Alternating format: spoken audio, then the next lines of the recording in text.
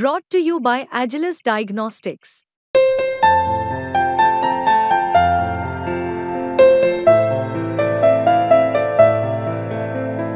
Agilus Diagnostics. तुम्ही याचिका दाखल केली होती, त्याला सीबीआयने क्लीन चिट दिली होती.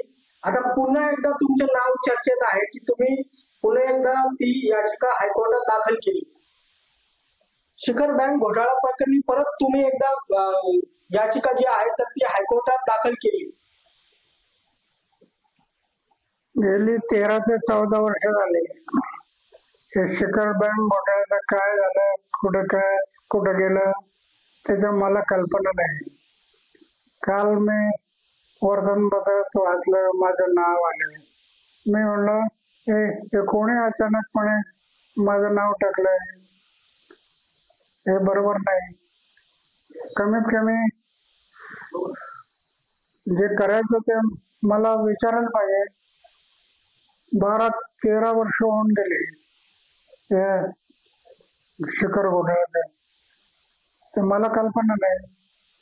तुम्ही याचिका दाखल केली होती, मुंबईत गुन्हा दाखल झाला होता, वारंवार पाठपुरावा केला होता, तरी देखील त्याला सीबीआयने क्लीन चिट दिली होती. तुम्ही वारंवार पाठपुरावा केला होता, मात्र त्याला नंतर सीबीआय क्लीन चिट देण्यात आली. आता तुम्ही कसं पाहता? 13-14 वर्षाचे केस आता माहित नाही काय. पण जे काही तुमचं नाव येत आहे त्याच्याशी तुमचा काही बरोबर नाही. आता 13-14 वर्ष पडलेलं आहे बेजल घोटाळा, ते त्याला मला कल्पना नाही.